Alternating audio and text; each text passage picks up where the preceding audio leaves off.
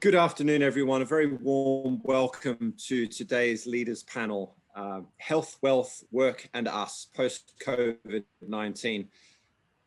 Before we get started, I'd like to acknowledge the traditional owners of the land on which we're gathered today here in Melbourne or here in Caulfield, the Kulin and the Wurundjeri nations. And I'd like to pay my respects to their leaders, past, present and emerging. Can I ask the audience to post questions to the panel using the Q&A feature that's available on Zoom? We will be sampling a selection of those to post the panel during our extended Q&A. Before we get started today, I'd just like to congratulate everyone, particularly those in the state of Victoria that are emerging after our monster lockdown.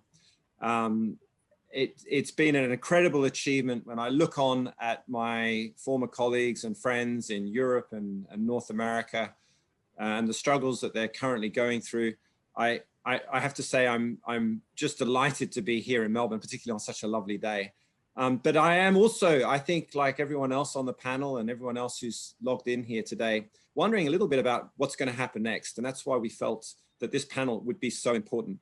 We're joined today by Peter Day from the Business Advisory Board of Monash Business School and former CFO of Amcor, the packaging corporation.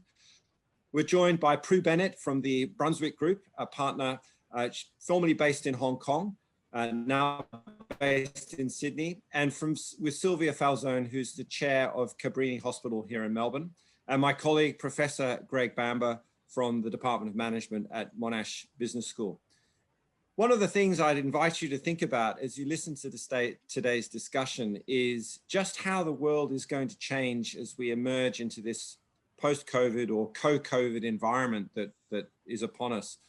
Transaction costs have shifted, the ease of doing business has shifted, and that basically means that all of our organizations are going to have to reassess how we allocate resources, how we manage our costs, and how we seek new opportunities in what is a completely different landscape to the one that we knew in 2019 and prior.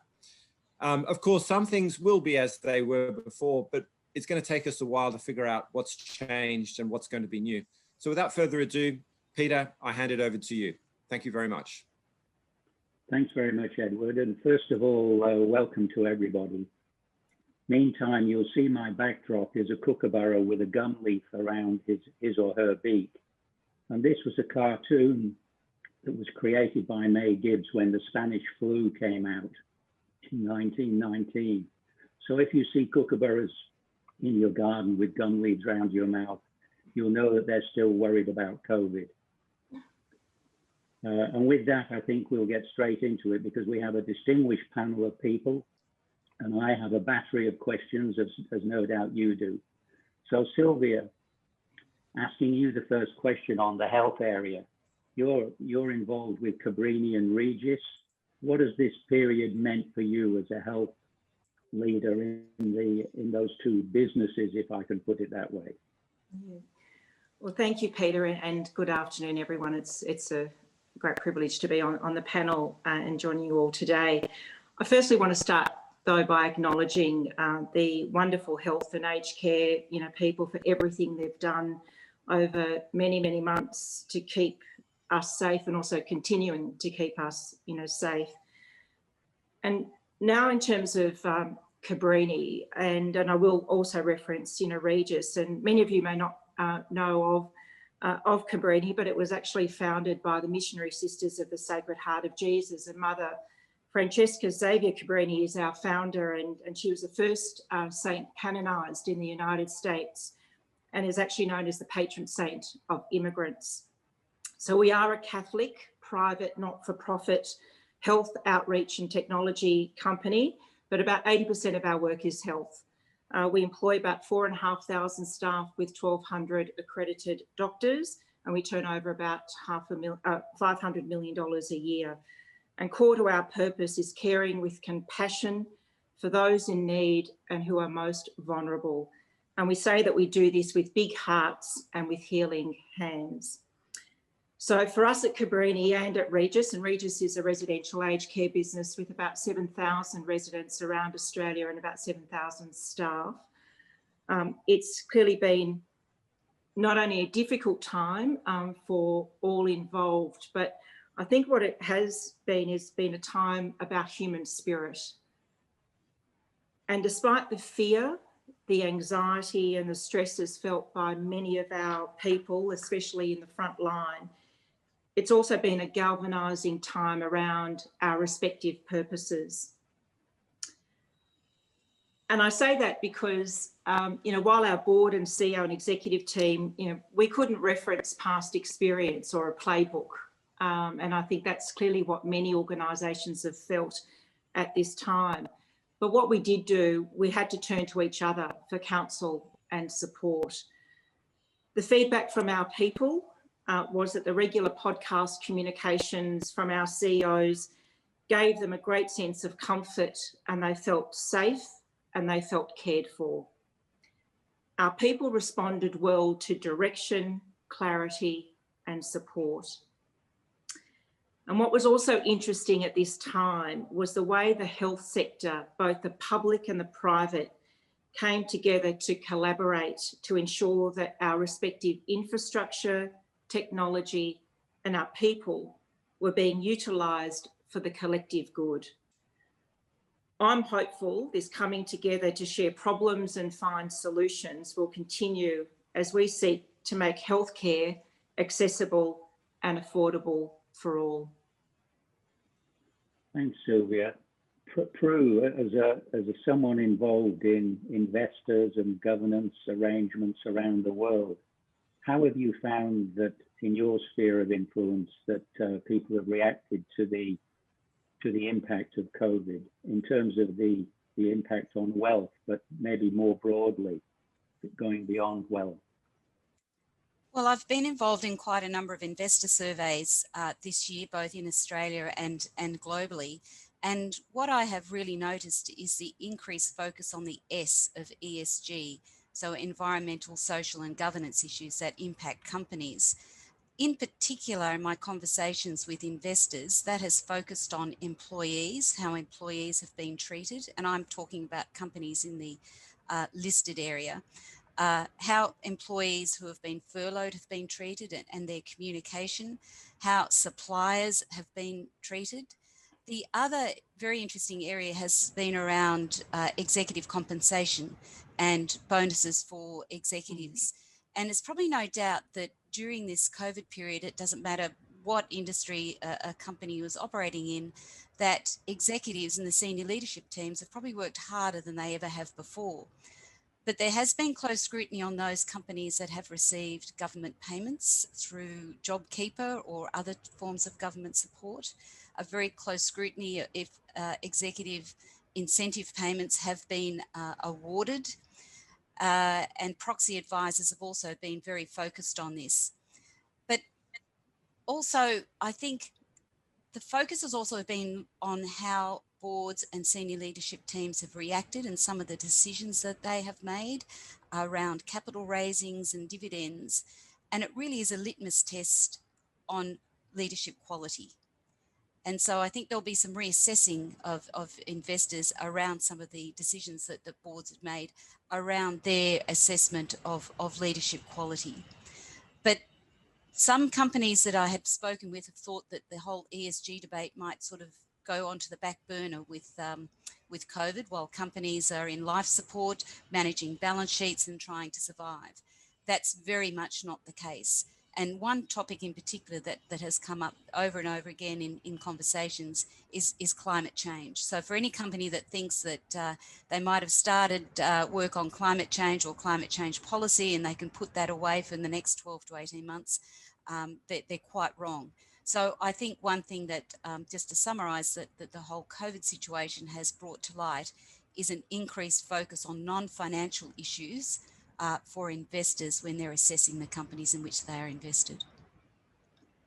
And in terms of Greg, perhaps in terms of the S, the social and the social license and the way companies have acted in terms of throwing people under the bus or retaining them, do you think that this treatment by some companies versus others is going to have an impact on the way companies are viewed and the way workforces are treated? Yes, I do, Peter. That's a good question. And it will also have an impact on the way the workforce responds to the employer in the future. So employers should build in some degree of resilience into their business model so that they don't simply have a knee-jerk response of laying off workers when the going gets tough, throwing them to the wolves, as you say, especially after employers have received reasonably generous government subsidies, as Prue mentioned, including support for their employment costs during the pandemic. And if employers immediately resort to laying people off, this does detract from their social license to operate and their reputation. It will be much more appropriate if they try to explore alternatives and find mutually advantageous solutions with their workforce in a consensual and negotiated way. And there's a range of solutions that might be adopted and chosen, which include, for many people, working from home or part-time working or taking periods of leave, which might be possibly unpaid or paid leave or partially paid, retraining, using the time for embarking on some education, which Monash University could offer, or possibly foregoing scheduled pay increases or executive bonuses or salaries and this kind of thing, which really does hark back to some of Prue's insights a moment ago. And I know, Greg, that you've written extensively on airline organizations, and when you look at Qantas and Virgin, the things that have happened to them during this period, how do you think the workforce is going to react as they gradually come back, having taken massive pay cuts and lost a lot of people? What are the implications there in terms of the workforce and the work habits? Well, the workforce in the airline industry, as in many other industries, are quite passionate about their industry and their occupation. And so they'll be happy when they get back to flying again. My research and teaching and service at Monash aims to help workplaces be happy places for people to work. And if employers strive to make employees happy, they're likely to be more engaged and to foster productivity, innovation, better customer service, and have a kind of virtuous circle.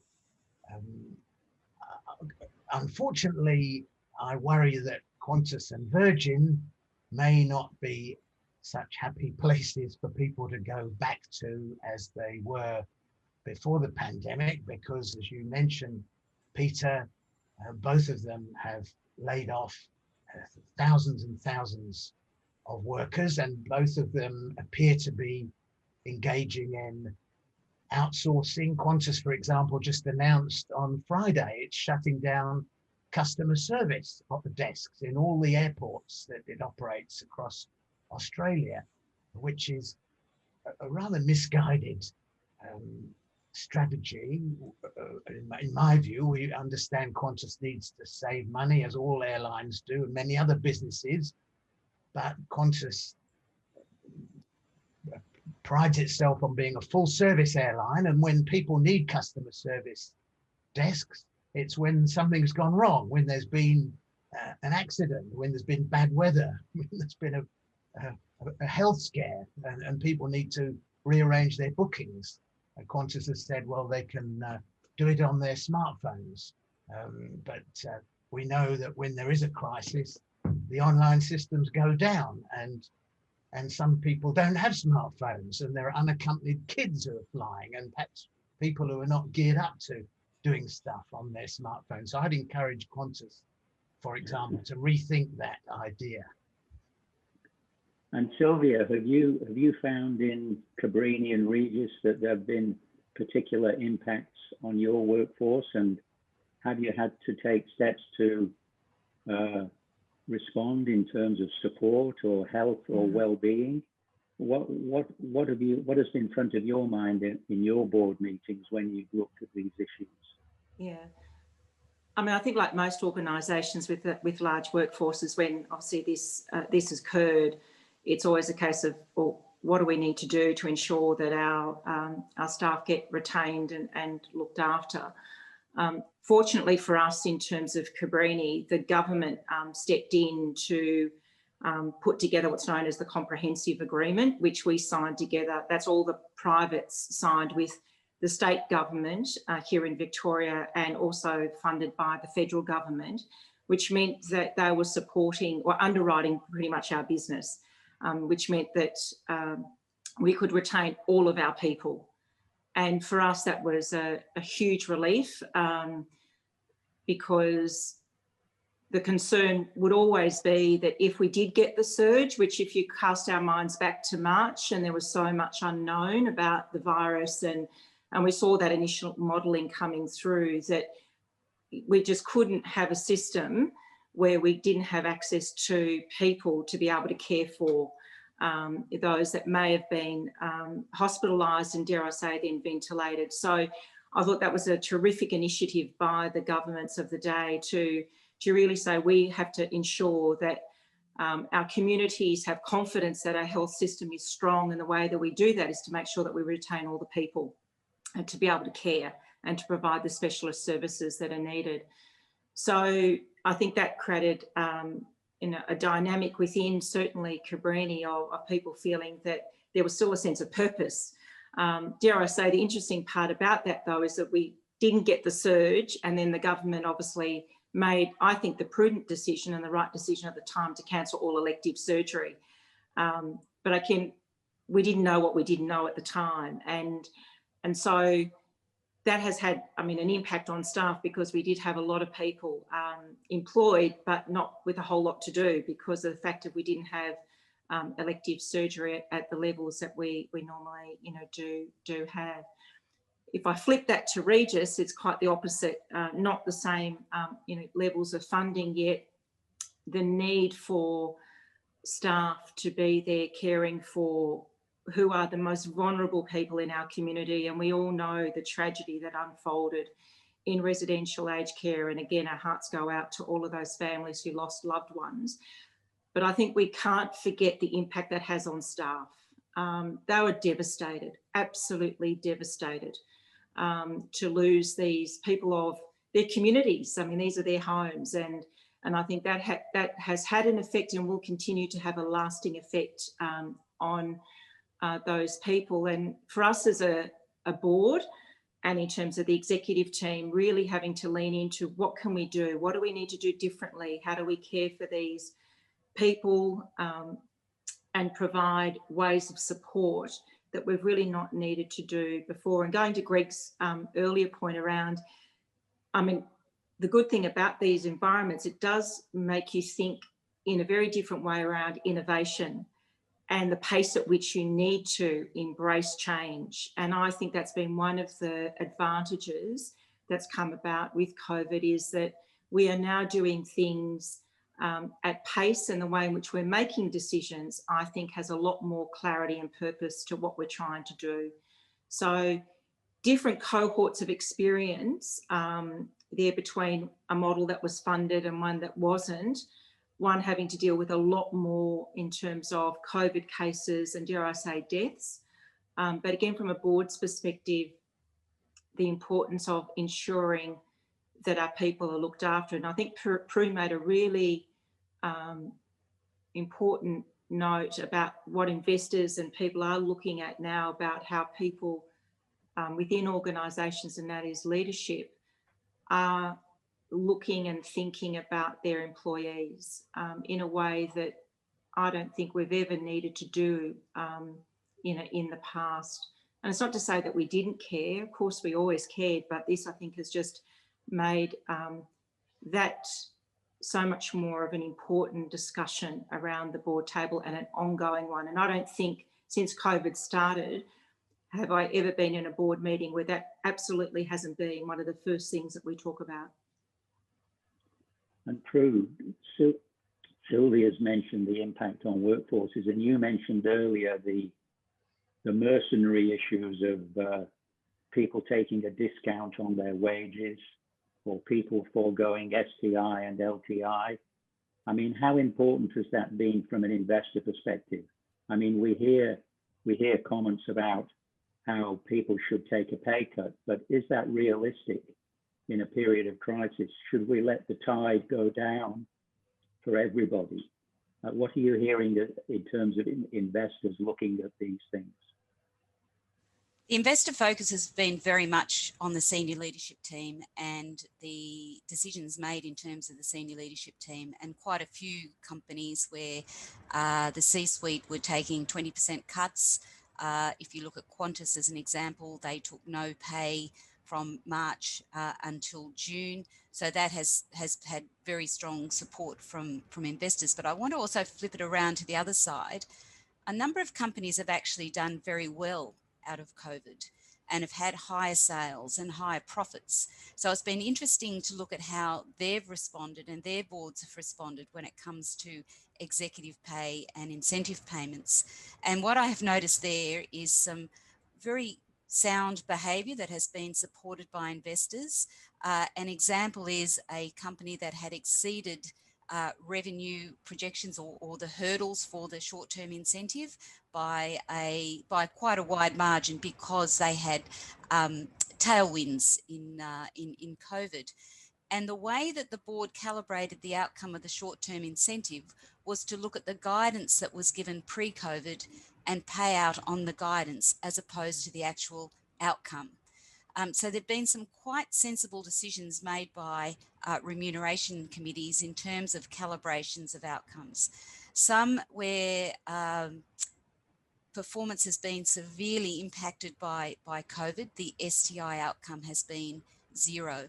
And in my discussions with companies and boards prior to June 30, or when the calibration was made, is that you've really got to consider your starting point as zero for an STI award for FY20 and make sure there's a cogent explanation for any outcome that has been paid. And many companies have had outcomes paid out for short-term incentives in FY20, but it really is incumbent upon them in the remuneration report to be very clear about what was achieved and why there was a payment. And also, again, coming back to that human capital value of the organisation, how the employees have been treated.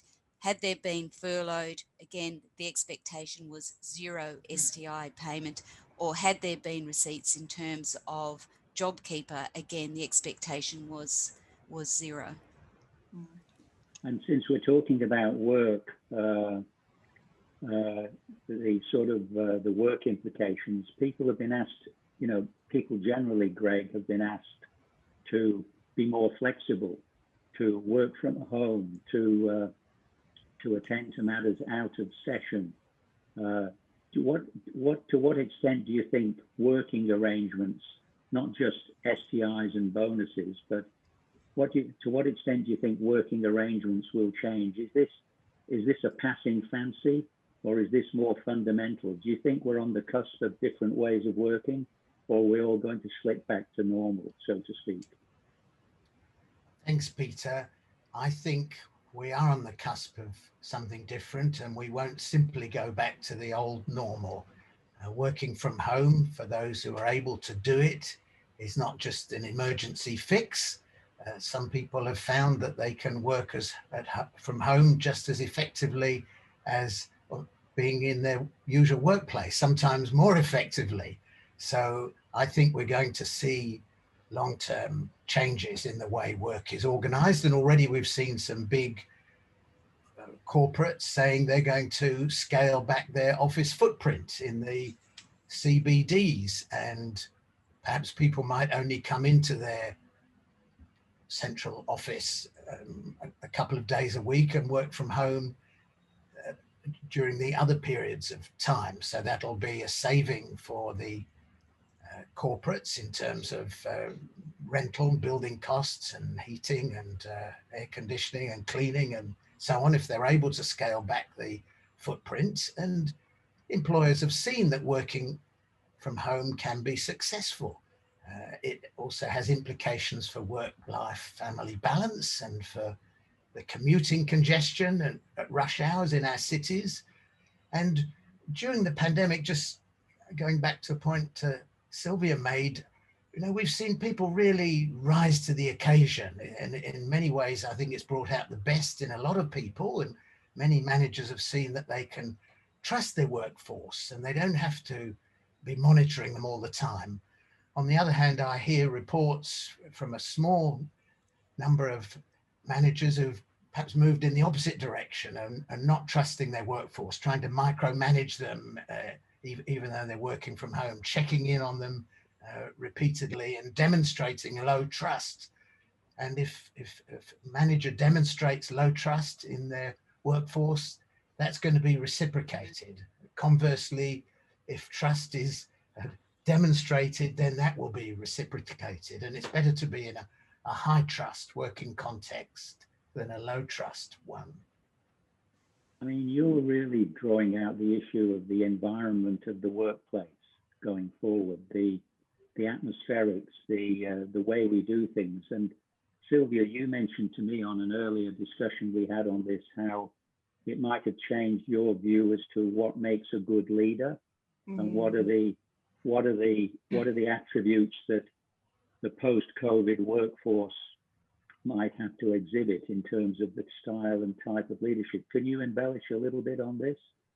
Yeah, I think if I kind of go back and you think about what created successful leadership, in the past, and the lenses that we kind of been conditioned to assess success have generally started with your financials, your P&L, your balance sheet, really good capital management, shareholder return, and the like. And then we kind of think about the other aspects.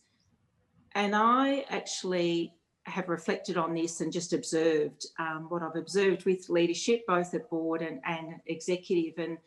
And I feel now that what's come more to the fore is what I've termed the humanitarian leader.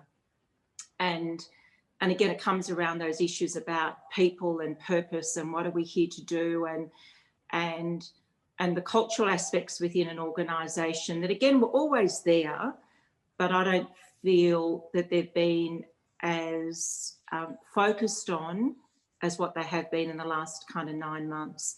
And I think for boards, as we think about the leadership of the future, those attributes that we're going to want to see in people, I think will be different. And incumbent with that, I think the compositions of boards will change as well, because again, I think as that kind of leadership evolves, so does the skills and capabilities and competencies and around a board table as well that lean into those aspects, I think more so than in the past. And I was talking to someone yesterday who knows a lot about the kind of the human resource, space, and they've just done some survey work, and even around board tables today, when they've surveyed skills and competencies, very few people actually come from the cultural human capital, part of their work and experience. And I think that's going to be an area that people will want to see more representation around the board table, which I think is going to be a really good outcome. I mean, Prue, are you seeing changes in the way investors look at boards and the way they manage organizations? How have the best boards been working in these particular times? Is there going to be, I mean, being cynical, Milton Friedman is still alive and well.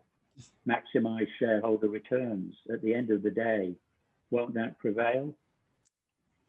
Well, I think what investors are focused on are directors who are resilient, and I think that would have been brought out in this situation.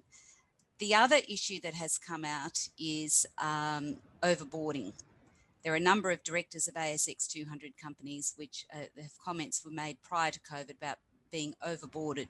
It's really important for independent directors to have spare capacity in case a crisis envelops their company and they've got that extra time. Now, in COVID, this impacted every company. And I have actually seen prior to COVID, directors sitting on, say, 4 or 5 boards, and 2 or 3 of those companies have had a major issue. And it's just not possible for that director to provide the oversight on behalf of investors. And investors are really relying on the independent directors when a company gets into crisis. But just following up on what Sylvia was saying about the human capital element, one thing that has changed with listed companies since 1975, and there's some research by Ocean Tomo on this. In 1975, they took the S&P 500.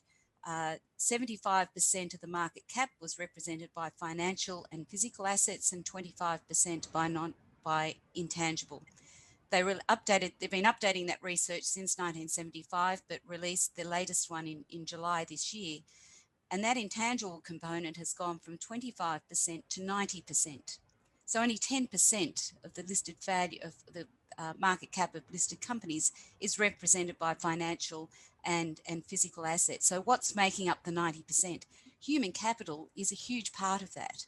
When you think of, your employees go into the office in the morning and they leave at night, if they don't come back the next day. I mean, I'm from financial services. When I was with BlackRock didn't own a whole lot of real estate, managed it on behalf of clients. But if the employees didn't come back the next day, there was no business. So when you look at the value of a company, so much of it is in human capital. And so if the board's role is a steward and is to have oversight of the assets and into value creation and enhance value, there has to be a strong understanding of what makes up that intangible. And it's 4 other capitals, human capital being the main one, environmental capital, the impact of the organisation on environment, social capital, your impact on society, and intellectual capital, how you're going to change the business going forward. And boards need to have a broader outlook. And I talk about sustainability is about how the company generates its returns, not how it spends money, not about just investing in trees or having a recycling process inside head office. The other aspect that comes into this would be the social development goals that have been developed by the UN, which are goals for countries to sign up to, not companies. But boards, there are 17 of them, and boards, if I was talking to directors, need to sit back at the end of the day and think, this company over which I have oversight on behalf of investors, when it's generating its returns, is it having a negative impact on any of these 17 sustainable development goals? That it's not their role to solve poverty or to solve climate change, but if the impact of that organisation is negative on any of those 17 goals, then there's a problem. And as a steward of that company, directors have a responsibility to manage that risk better than it's been managed in that way that has a negative impact. And at the end of the day, Friedman, I don't disagree with that. If you don't take that attitude and that approach, given how companies are valued these days, you won't be able to deliver long-term returns for investors. You won't be able to get that long-term financial impact.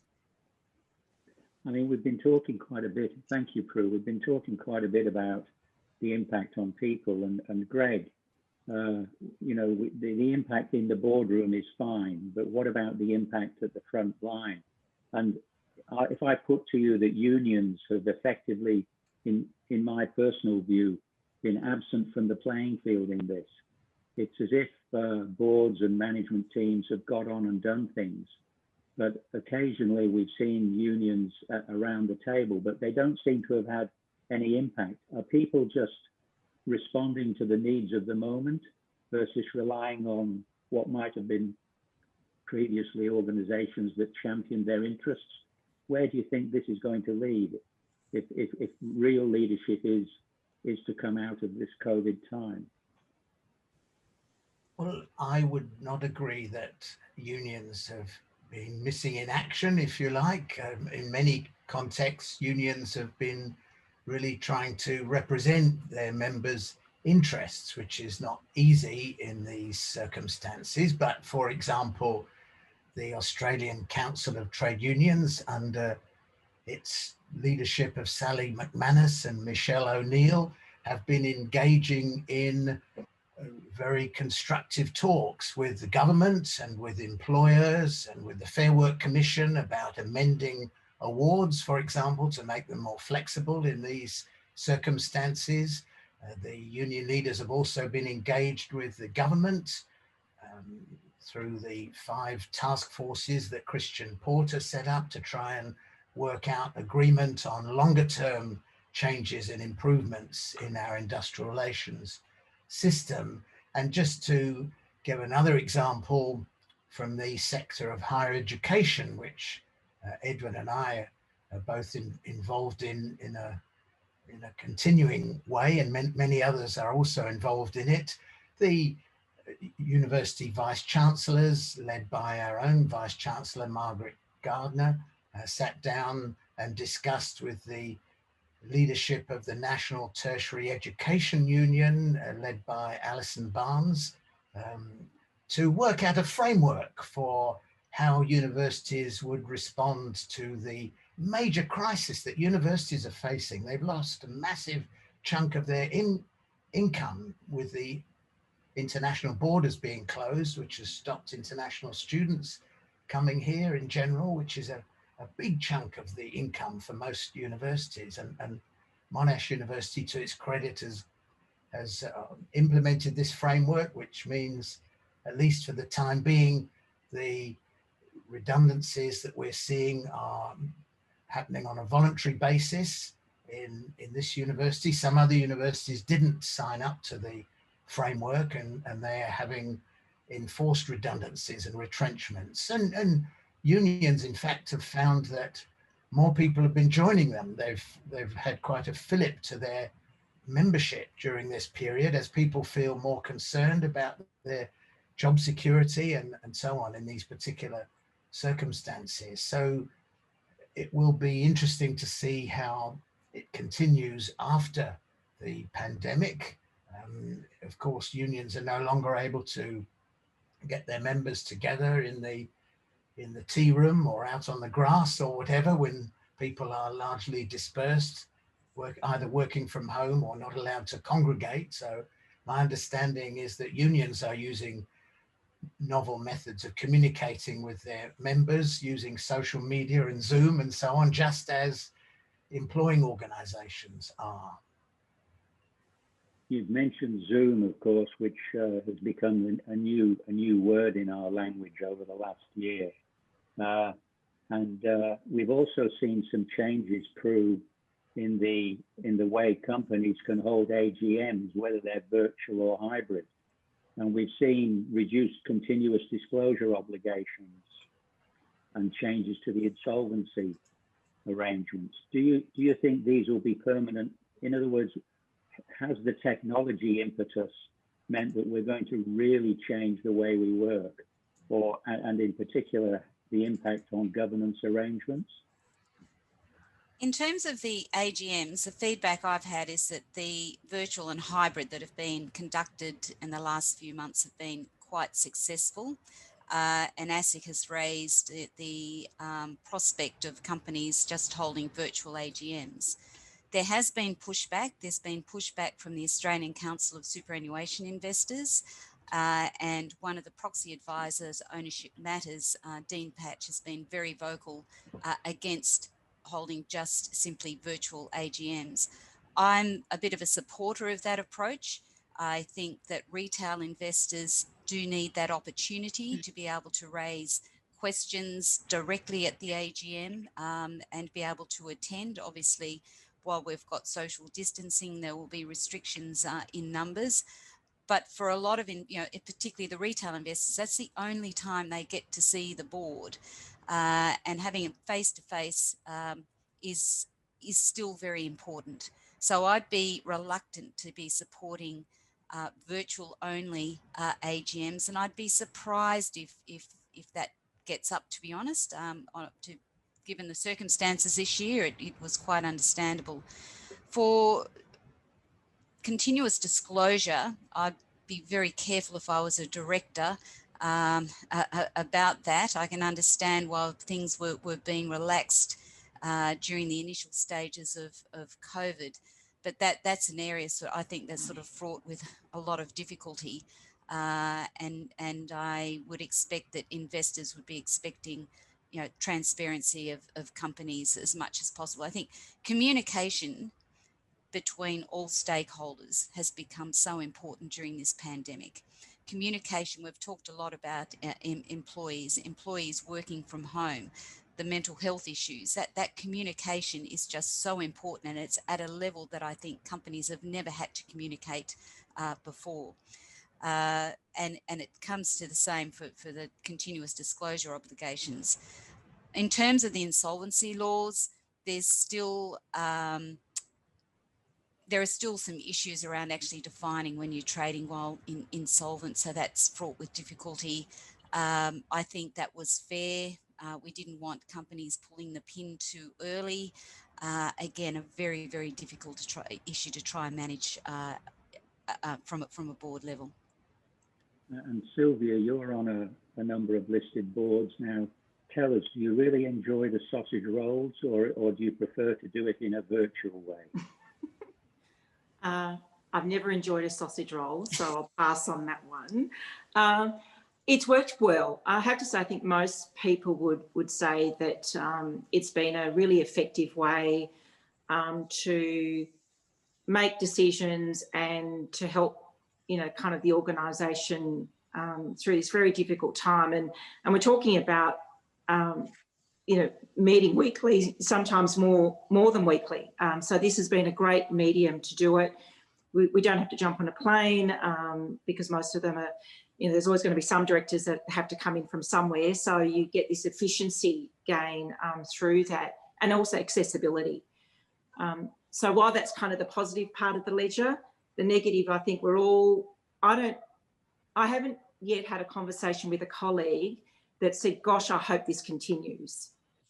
I think in some way, everyone is yearning to be in a room together, having the conversations, because what we're missing, and I suspect it's not just boards, but executive teams and just staff, is that whole convivial environment that we are just part of. And I think we yearn that as a race. I mean, humanity is kind of created to be with people and share, and a screen, you miss out, I think, on so much. Because Peter, you and I could be around a board table having a conversation, and I've not quite understood the point that you wanted to raise. The meeting finishes. I don't have the chance when we walk out to go down the corridor, go, Pete, I don't quite understand what you meant. Do you mind just giving me a bit more information? It means that I finish the Zoom and I have to pick up the phone and call you. And again, you just lose that whole opportunity that I think we kind of probably took for granted when we were together. So I think, in short, what could potentially happen is, if you think about a board program, traditionally have about 10 meetings a year, that some of those could be done in this way, and then you'll have others that will be face to face. So again, trying to see if a hybrid model can work. I think more people would prefer more in person than the other way. Sure. Look, I'll shortly open it up for questions from participants. But so if you have got a question, please put it in the Q&A section, and I'll do my best to get to it.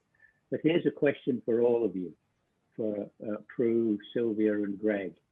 And this is a personal reflection I have. During the lockdown period in Victoria, we seem to have a constant battle between health and wealth, in the sense that it was the economics versus the health equation. And my perception is that Daniel Andrews, to pick on just somebody, was very much guided by the health imperative rather than the wealth imperative and the business imperative. And it seemed to me there was a real battle going on. And I just wondered why this sort of contested position developed the way it did. And did we really have our priorities right? Did health come first, or was wealth really important? And of course, the wealth is generated by those who work and who generate the wealth. And so at the same time, we found many of those people were thrown out of work, and seeing those queues of people lining up at Centrelink was quite distressing. So beneath it all, we had actually a battle going on. Do you have any reaction to that sort of statement? One quick reaction, Peter, you mentioned Daniel Andrews. Forgive me if I mentioned Donald Trump, who was perhaps at the other end of the spectrum, and he was very concerned about wealth and stock market prices and so on the assumption that this would impact on his re-election prospects. So he was kind of minimizing the health risk, but there's not a lot of point in having wealth if you're dead, as hundreds of thousands of people are in the United States under that very disorganized regime, which at least at the national level didn't give any priority really to the health issues. He dismissed his health advisors and dismissed mask wearing as only for Democrats and so on. He politicized that issue. And I guess just one other name to mention might be Jacinda Ardern at the other end of the spectrum, who did prioritize the health perspective, and which has been the more successful, the Donald Trump approach or the Jacinda Ardern approach in terms of the people they represent? Yeah, in my mind, it's clear, Peter, and that is that you can't fix an economy until the biology is fixed. So for me, you absolutely need to deal with the health issue. I think this situation is unique because we had both a health and an economic kind of crisis kind of come together, and I just feel that the health issues had to be dealt with, and maybe the confusion and the challenge that was created was that maybe the communication and the engagement needed to be different, and maybe I'm sure there's going to be some lessons that when we reflect back of things that we could have done differently and we could have done better. And I think that was probably more the issue rather than the debate about, oh no, the economy should come first, oh no, health should come first. I think most people would accept that you've got to fix the health issue because that enables everything then to reopen and restore and people to have confidence, because that's the other issue, that if you're not confident going into a shopping centre, guess what? You won't go. If you're not confident to come into hospital to get surgery, guess what? You won't come. So there were really fundamental issues that needed to be fixed to instill that confidence back into the community. So I really think the debate and the challenge, and we saw a lot of it play itself out in the media and elsewhere, was more a case of how that communication played out more so than I think one versus the other. Yeah, and just to add to what's being said, and I support everything that's just been said, you go back to March, it was such an unknown. We hadn't seen this disease. I think it was first picked up at the end of 2019. The ongoing effects, if you got the disease, were unknown. There are a finite number of intensive care beds in Australia. You know, all of these issues and that sort of came into play. But as Sylvia said, we've got to reflect on what's happened. We've been very lucky in the past with SARS that didn't get around the world globally like COVID-19 has. There's going to be another pandemic probably in the next 5 years, probably coming up in very similar circumstances. So it is so important that we sit back. How have we managed this? How do we manage it better? What are the signs and what do we need to do so that we can get onto the health as soon as we can to make sure that the economic continues? But I look at what's happening in the UK, and I've got calls with the UK a couple of times a week. It's horrendous. It's horrendous what's happening in the US. I'm not, even though, you know, stock market's high, everything else at the moment, I'm not sure how much longer that can continue with the number of cases. Yes, the disease is being treated in a better way than it was back in March. The mortality rate of the disease is lower, but there are still so many unknowns. And as Sylvia says, you need that health factor to give the economy confidence for the economy to work. In a recent opinion piece, an LSE academic wrote that there were three things that were going to come out of this academic. It was going to raise the question of the status of our health systems. it was going to exacerbate intergenerational wealth, and it was also going to change the way work arrangements would come out. Now, I'm sure all of us on this call have invested heavily in technology stocks over the last little while, and so we're probably feeling very comfortable in our middle class arrangements. But there's a lot of people who've been thrown out of work. And to what extent do you think this pandemic has effectively shone a light on the work arrangements that we have and the fairness in society in terms of those people who can sit at home in their mansions and do Zoom calls while others are in their one-bedroom apartments with a family? In other words, is intergenerational wealth being given another kick in the teeth here? Well, the working from home arrangement that many people are under does exacerbate the gap between those who can work from home and those who can't. And it's typically the more highly educated professionals, in many cases doing the brain work, who are able to work from home in many cases, and those who can't work from home, like train drivers, airline pilots, flight attendants, cleaners, people serving in shops and restaurants, nurses. How do you do those jobs working from home? So it very much is exacerbating that difference across the education and occupational divide, and also to some extent on an intergenerational basis as well. I guess it's the more established people in the more established professions who are able to work from home. Many young people typically work as casual shop assistants or work waiting in restaurants and hospitality and so forth. Those occupations can't be done from home. And just having made the comment about nurses can't work from home, it's interesting to see how many doctors have been able to do consultations remotely. And I guess Sylvia might have a comment on this. My understanding is that in relation to some ailments, a consultation over Zoom or FaceTime can be quite effective, but by no means in all cases. It's important, just as Sylvia was mentioning, after a board meeting, perhaps to be able to have an informal chat. People like Edward and I, after we are teaching our students over Zoom, often if we're face to face, the students want to tap us on the shoulder and say, can you just explain a bit more about that, and so on, which is harder to do if the Zoom call's then been closed down and the student is based in China or India or Indonesia or wherever.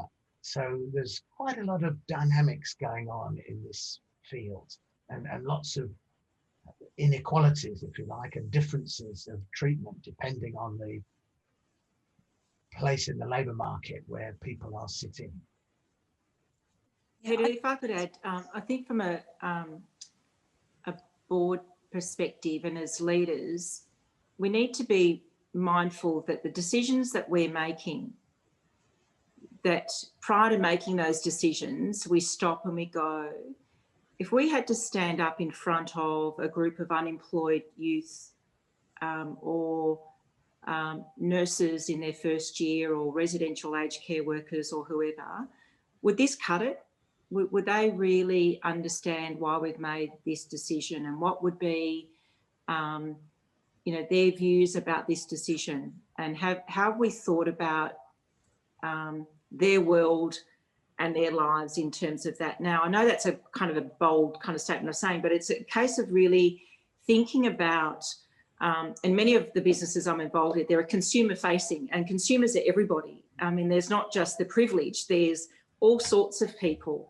And so we're responsible to all of them about the decisions that we make. So if we are to make a certain decision, we have to think about that stakeholder and go, how would they view that decision in the moment that matters for them and what they're also facing right now. And I know we often talk about the pub test, which I've kind of converted to the park test, because not everyone goes to the pub, everyone's going to the park at the moment. But it's, I think that's what's important. We just need to stop and think a bit more deeply about those kinds of decisions, and just, again, with that bit more of a questioning mind in relation to that.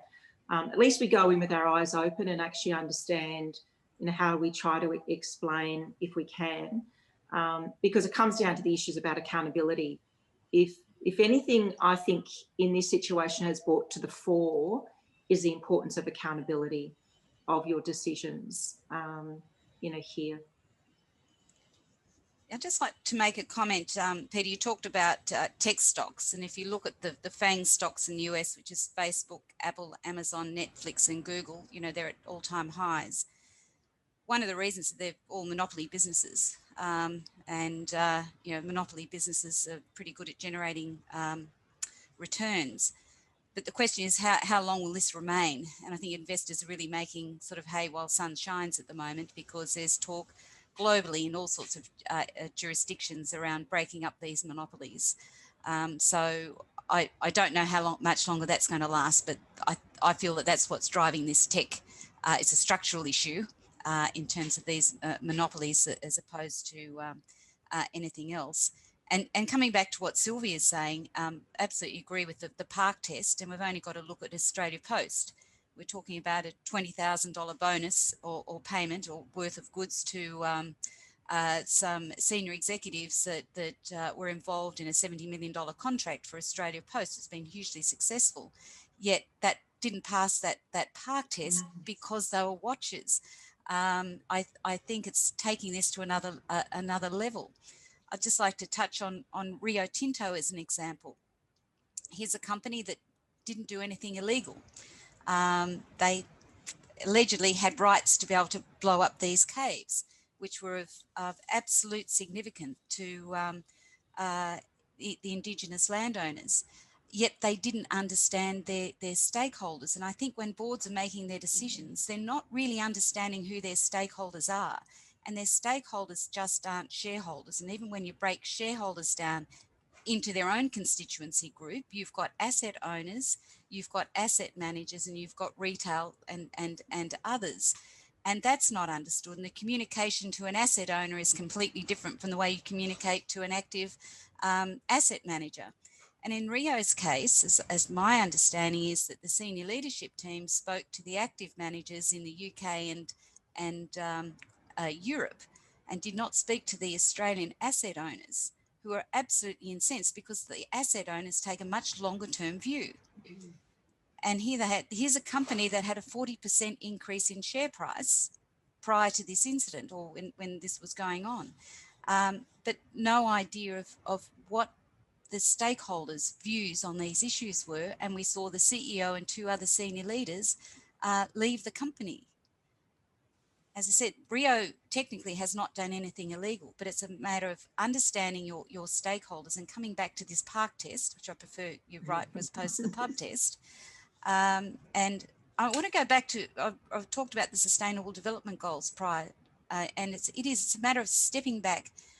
Do our operations have a negative impact?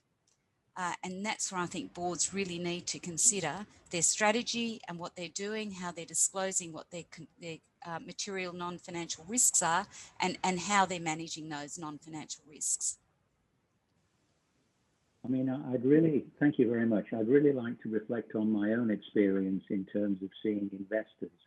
And if I can put it rather simplistically, when we go and see industry funds, we get a whole set of different questions than we do from so-called retail managers or private sector managers. And, industry funds are owned by people, they often have a union heritage or a strong union relationship. And we're seeing, if you will, more ESG and CSR type questions coming from those sources than we are coming from the more commercial asset managers. And I wonder, and this has happened particularly during COVID time, where people have been concerned to see the way behaviours, the behaviours that are exhibited by organisations. Do you think generally there's going to be a bifurcation in terms of the managers that are thinking more broadly about social license versus those that are thinking simply about getting the best return for their dollar? In other words, is this going to be a bifurcated market, or do you think it'll come together at some time? Maybe Prue, you could give us some thoughts on that first of all. Sure. I don't think there's going to be a bifurcation. I don't think they're going to come together as one, because the asset owners do take this much longer term view than the asset managers. But I've just recently been involved with Brunswick doing a global survey of investors and around ESG, and there were 5 key issues came out of that. The first one being that COVID-19 has accelerated the focus on ESG and increased the expectations of investors, and this is around transparency on non-financial risk. There's significant attention paid to ESG reporting, disclosures and metrics, and this is a challenge for companies because with financial reporting you have the international financial reporting standards, and so there's a framework to report, and that's subject to external audit. So that's not that it's simple to do, but there's the framework there. When it comes to reporting about non-financial issues, there's no acceptable framework. There are a number of standards, what they call themselves standard setters, and frameworks such as the Sustainable Accounting Standards Boards, which is US-based. You've got the Global Reporting Initiative, integrated reporting. And so for companies, it's quite confusing about what to do. And I do think that institutional investors and asset owners do need to step up in their communication to their investee companies about what's important. The third part was increasingly ESG factors are incorporated into active manager ESG models. And what is driving that? First of all, for the longer term, non-financial issues can have an impact, but it's also their clients who are the asset owners who are pushing this. And I remember when I was working with BlackRock, the reporting that we had to do to our asset owner clients was increasing exponentially every year around these issues. The fourth point was that investors agreed that ESG cannot be delegated and must remain a board priority, and therefore disclosure of the governance framework around the management of non-financial risk is very important. A good example of that is the task force, the TCFD, the Task Force on Climate-Related Financial Disclosures, which provides a framework, with the first point being what is the governance around climate change risk management within the organisation. And the last point that came out was over the long term, ESG factors will impact access to capital. We've already seen that in the oil industry and coal, where a number of financial institutions do not lend to new coal mines or new coal-fired power stations. BlackRock announced earlier on this year that it would no longer invest from an active perspective in companies where more than 25% of revenue was generated by thermal coal. So there are cost of capital issues with this as well. Any other thoughts on those issues? Do you see a difference, Sylvia, in when you go on investor meetings, that the conversation is quite different? I have to say I do. Maybe I'm alone. Oh, no, I think the conversation is different and it will get closer and closer, but I don't think it'll ever be as one. Yeah. I think that they are different. And having kind of been on the asset management side, and even when ESG as a concept, started, it was more something that stood to one side. There were ESG funds, and it wasn't as integrated into people's thinking as a part of a process, and a really important part of a process about how do you make a decision as to whether you want to buy this company or not buy this company. How much do you want it to be by way of exposure in your portfolio or not? And what I've observed over many years is the way in which it has become more integrated into the decision making of people. So it's not, oh, that's the ESG team over there. If anything to do with climate change, you go and talk to those people. No, if you're the head of whatever, it's fundamental to the research platform that you have in terms of how you assess companies. And so as a listed entities playing into that, we equally have to do the same, as Prue said, from a board's perspective. It's not, oh, that's on that item as an agenda item. It's when issues come up and we need to be making decisions, we need to be thinking about, well, what is the lens around that environmental and social and governance issue here that we need to be, challenging of, mindful of, and the like. So again, I've just seen it shift from this kind of thing that's spilled out to it actually becoming a much more integrated way in which we think about things. And I'm just hopeful in time that people don't have to call it out anymore. That's when you know you've been successful. Is that's when right. Call it out anymore, because people just do it. It's part of your DNA, and people will go, well, we always do it. That's how we make decisions. So I think that's where we're heading, and I would hope that situations like we've done now with COVID just help to accelerate that, and people are just more mindful and more educated around the value that ESG kind of has to that long-term sustainable value that we're trying to achieve. Greg, do you have any comments on this issue? I'll pass on this one, and having heard the insights from my good colleagues Prue and Sylvia. Thank you, Peter. In a perverse way, was this disruption, this black swan event, been a good thing?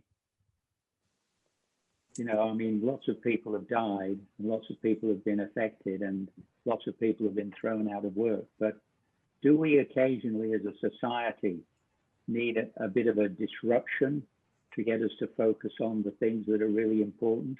I know it's sort of difficult territory to be in, to say this has been a good thing, but have there been good things come out of it? For example, you mentioned telehealth. You mentioned the use of technology. You've all mentioned the new way of working that would have not have been allowed before. So in a perverse way, do we leverage this activity, this event? We don't necessarily want it to happen again. Prue mentioned maybe 5 years. Do we really need a longer rest than 5 years to let the disruption have its good effect? Any views on this? Well, if there is a silver lining, and perhaps we should always try and see silver linings when we can, one of them might be that we've been able to have webinars like this with people like Prue present from Sydney, and I've been lucky enough to participate in webinars with people around the world in all different time zones in the middle of the night, learning from people who wouldn't necessarily be able to spare the time or jump on a plane to come to Australia to share their insights with us. So that's one possible silver lining in terms of education. In terms of the work context, the dreadful experience of the second lockdown in Melbourne, which was largely triggered by the mistakes made in the hotel quarantine arrangements in Victoria, maybe provides a learning opportunity for us, because one of the problems with the botched hotel quarantine arrangement was that there seemed to be no proper accountability, first of all, for who was making those decisions and who was supervising and managing and so on. Another issue that's been highlighted is that the hotel quarantine security guard roles was simply delegated to casual workers and subcontracted out to firms to supply casual workers who were recruited, apparently in some cases just using WhatsApp with no proper selection process, no training, no supervision. And some of these people were working a casual shift one day in a hotel quarantine situation, picking up COVID-19, and the next day they were working a casual shift at an aged care home, spreading the virus in that context and in their broader community at the same time. And so this led to this dreadful second wave with immense costs for Victoria, but the whole of Australia, more than 800 deaths in Melbourne. But it's also put a spotlight on the issue about casual work, which many employers have found it convenient, and some individuals have found it a convenient way of working to employ people on a casual basis. But this investigation has highlighted the downsides of casual work. The casual workers don't get sick pay, for example, so they're induced to go into work even if they're feeling sick and they're possibly spreading COVID-19 or some other virus. They don't typically have training programs and education or any kind of job security or other forms of leave. They're very much second-class citizens in the workforce, and something like a quarter of the workforce in Australia are employed on these casual sorts of bases. So there's going to be a push after the pandemic, I think, to try and regularize more forms of employment and be less reliant on casual workers, particularly in critically important roles, as in aged care homes and quarantine hotels, and indeed in universities. We've become much too dependent on having casual people come in and do a lot of the teaching in universities. And all of these issues are going to be confronted, I hope, in a positive way after the pandemic. Yeah, I think it's fair to say that good things have happened as a result of the pandemic. I'm not convinced that I can say it was a good thing, if that makes sense. Investors are talking about a sustainable post-COVID recovery. And a couple of weeks ago, a letter was sent to Scott Morrison from the UN Global Compact Australia, and it had many signatories, including the Australian Council of Superannuation Investors, referring to a sustainable recovery from COVID and to ensure that government policy takes that into account. One issue that concerns me is the impact on mental health. I sit on a not-for-profit board, and the boards, we only had 6 employees, but their mental health became our priority. It's very important, and I don't think we really understand the cost of the mental health implications that this pandemic has had on Australia, and that's probably some good things. Go back, work out what we did, what we could have done better, and if it happens again, make sure we're managing it in the best way from a health and also wealth perspective. And Pete, probably I just add, I actually did anticipate you were going to ask this question. So I did actually jot down a couple of things. In terms of positives, the concept of more flexibility and innovation, and I think more importantly, the pace of innovation. I mean, if I think about Suncorp, we've got 13,000 people. And if someone had said to us, everyone has to be working from home next week, I can tell you that most people said, that's not going to happen. It's just going to be impossible. The systems will crash. There's no way we could do it. And guess what? We did it. And I think just that experience as an example, just inspires people to see, well, if we could do that, what else are we capable of doing? All the things that we said were going to be hard and difficult, it would take time, I think just creates a bit of, as I said, enthusiasm and energy about what is actually possible. And maybe it isn't as difficult as what we all sometimes think things are going to be. So it was there, stronger collaboration. I think, people have accepted the fact that they don't have a mortgage on smarts. There are a lot of smart people with a lot of capability, and just because you don't have it doesn't mean you shouldn't be engaging with other people, even if they are your absolute biggest competitor, provided it doesn't contravene any regulatory issues. I mean, this is a time to share. It's a time to share and grow as a nation, and this is what we've got to do now in terms of this post-recovery. sustainability proof, that's what's needed, is to bring everyone's collective experience together, just so we can, again, kind of learn from that. Sorry, just my screen went off. The other areas that that I think have come about is a sense of reshaping priorities. I think everyone has reflected on what's important in their life, for their family and for their communities. And I think that's, again, just created some really good things about how people think about, who's in the street, who's the elderly person in the street that hasn't been able to get to the supermarket. I'll knock on their door and see what they need and drop it off to them. I mean, that would rarely have happened, 6 or 9 months ago. So I think there's just that kind of sense of change. The positive social impact, I think, you just look at pet ownership. I go to the local park here and it feels like everybody has bought a dog, a puppy. And I know you have, Peter, too. So in that way, I think that's been great in terms of pet adoption and even people are saying foster adoption of children. I mean, all these things that people just didn't do before, again, showing just a different way in which people have decided they just want to live their life differently. And the need for united messaging. And I think we've seen that in terms of when we reflect back on what we could have done differently or better.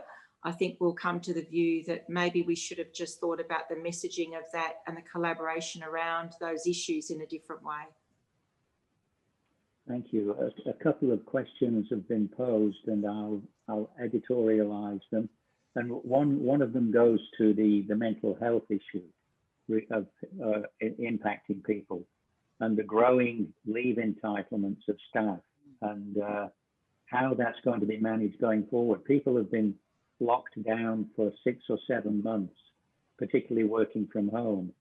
And how are businesses and organizations like Cabrini, Regis, our own organizations going to manage this pent-up demand of people wanting to break free from the restrictions they've had?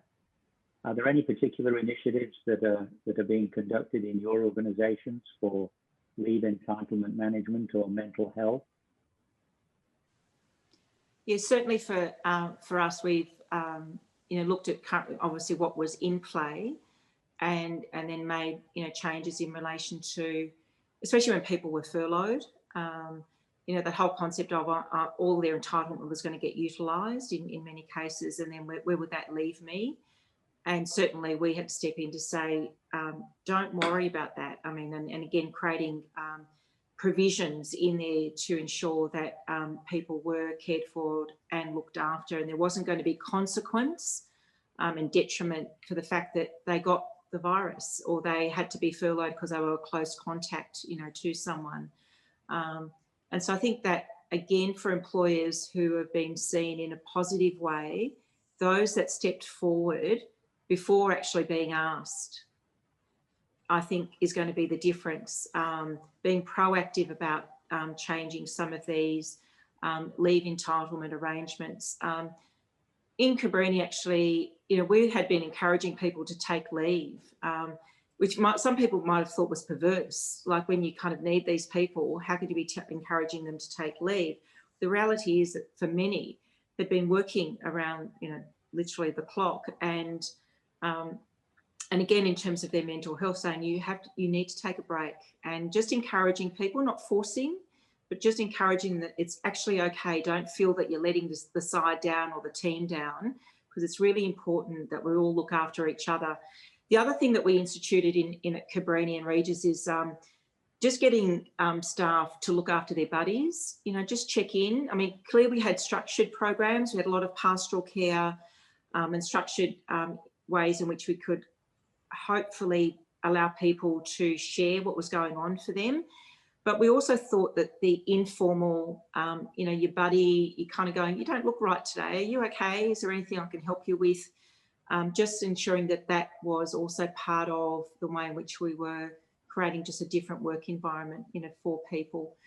Because a lot of people don't tend to be open about issues if things aren't going well. But if a close friend or someone you work with says, you just don't seem yourself today, is everything okay?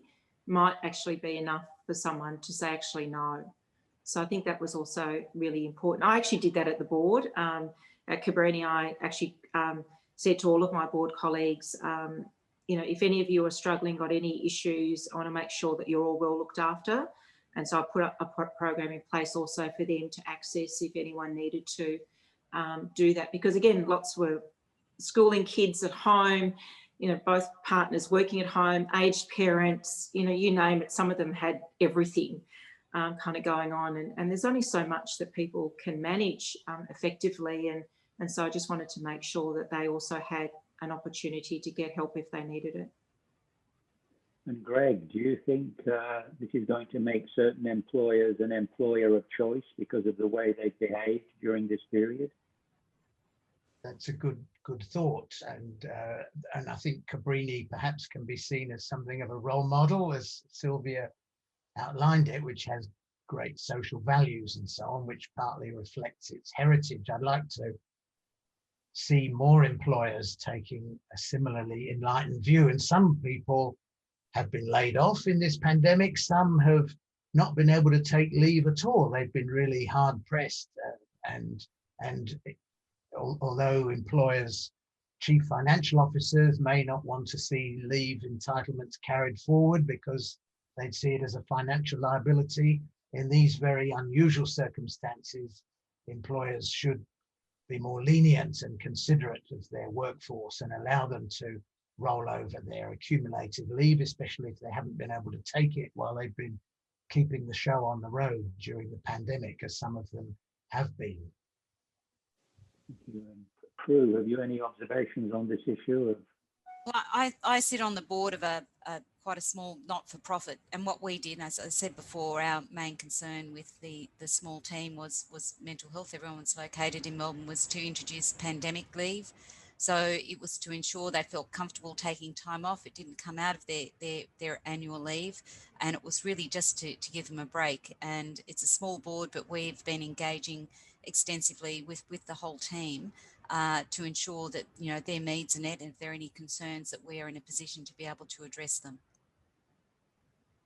Thank you. And we're almost coming to a closing time, so maybe I'll give each of you an opportunity to maybe put forward what's the most important opportunity coming out of COVID, and maybe from a health, wealth, or work perspective. What's the single opportunity? And keep it short. Well, you go ahead.